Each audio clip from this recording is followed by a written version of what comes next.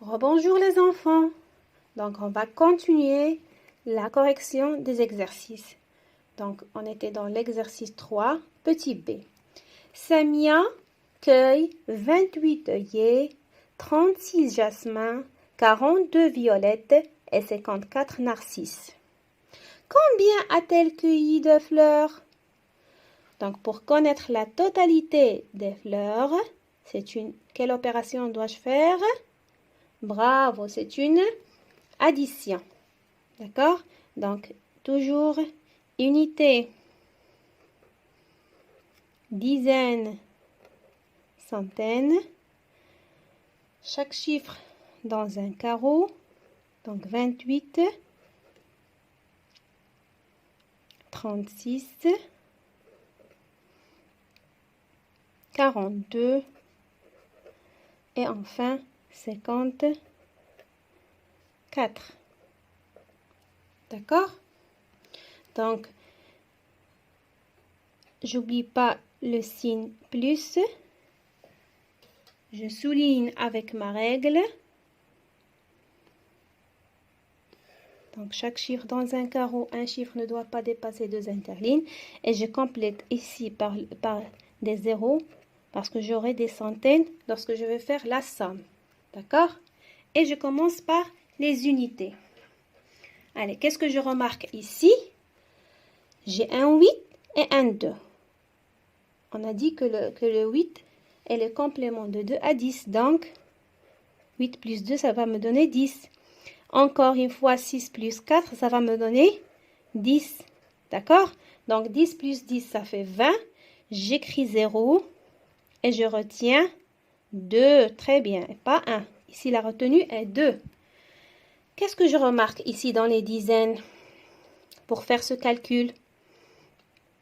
Bravo. Je remarque ici, j'ai un 4 et ici un 4. Le double. Le double de 4, c'est 8. Et 3 plus 5. Bravo, c'est encore 8. Donc 8 plus 8, ça fait 16. J'écris 6 et je retiens 1. 1 plus 0 plus 0 plus 0, ça fait 1. D'accord? Donc, quelle est la phrase réponse? Bravo. Elle a cueilli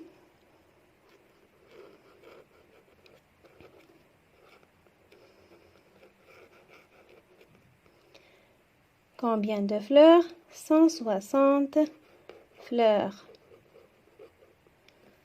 D'accord? Très bien. On passe maintenant à l'exercice, la page suivante et l'exercice suivant. Le dernier problème. Lundi, Hiba a un bouquet de 31 roses. Mercredi, elle retire de son bouquet 9 fleurs fanées. Le mercredi, combien y a-t-il de roses dans le bouquet? Donc, les fleurs fanées qui sont déjà mortes, c'est-à-dire, elles sont mortes. Donc, elle avait 31 roses et il a retiré 9 fleurs. D'accord? Donc, ce qui reste, c'est plus que 31 ou moins que 31? C'est moins. Donc, c'est une soustraction. Très bien. Donc, je vais faire une soustraction. Toujours, je dois bien comprendre le problème pour connaître la bonne opération. Donc, unité, dizaine. Donc, 31. Ici, je n'ai pas besoin de faire les centaines. D'accord? Moins 9. Je souligne toujours avec ma règle. Je complète par le 0 ici et je commence par les unités. 1 moins 9, c'est impossible. Je donne une dizaine à 9 et je rends la dizaine à 0 des dizaines. Donc ici, le 1 avec le 1, c'est celui combien? Très bien, 11. 11 moins 9, je mets 9 dans ma tête pour aller à 11. 9 10, 11. Ça fait 2. 3 moins 1. Le 0 avec le 1, ça se lit 1. 3 moins 1, ça fait 2. D'accord? Donc, quelle est la phrase réponse? Le mercredi,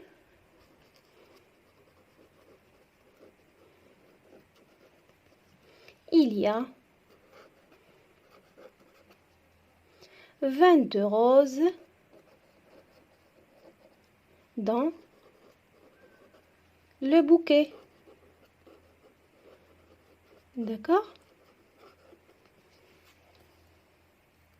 Très bien.